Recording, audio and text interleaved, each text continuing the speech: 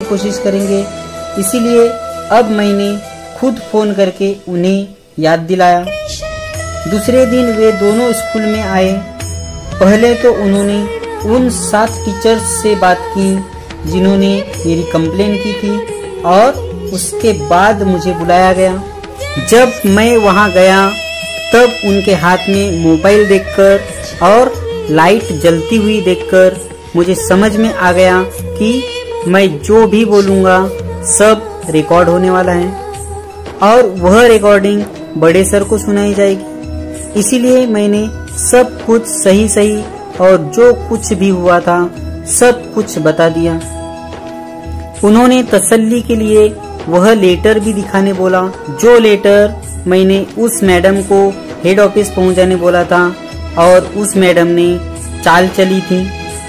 मैंने वह लेटर भी दिखाया, तब उन्हें यकीन आ गया कि मेरी गलती नहीं है।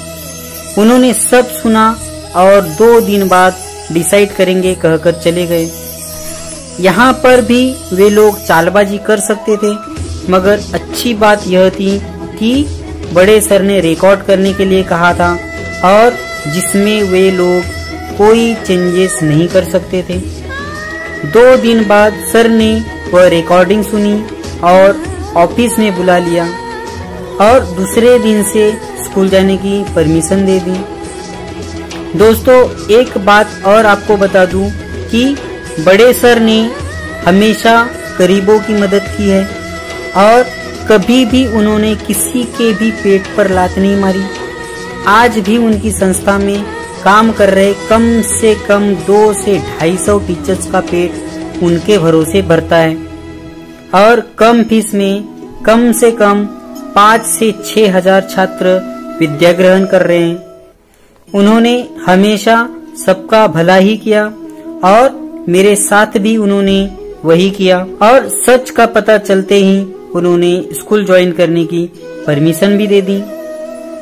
दोस्तों, दूसरे दिन से फिर मैं स्कूल जाने लगा। उन 7 टीचर्स ने न चाहते हुए भी मुस्कुराकर मेरा स्वागत किया। शायद वे लोग भूल गए होंगे, मगर मैं आज भी जब उस मंजर को याद करता हूँ तब मेरा खून खौल उठता है।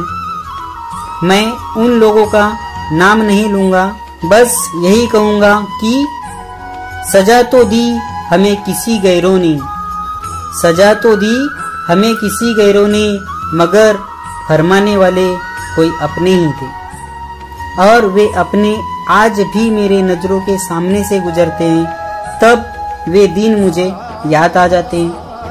और हैरानी की बात तो यह थी दोस्तों कि जिस मैडम ने मेरा लेटर ले जाने से मना की थी और चालबाजी की थी, वह मुझे स्कूल में देखकर हैरान हो गई और उनका चेहरा तो बिल्कुल देखने लायक हो गया था।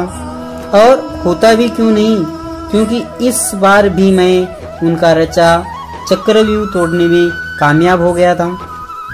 कुछ दिनों तक फिर से शांति थी, मगर ये लोग मुझे जिम्मेदारियां देने से बाज नहीं आ रहे थे और फिर से मुझे जिम्मेदारियां मिलने लगी थी। मैं बस मना करने से रहा। क्या करता, पद जो ऐसा मिल गया था।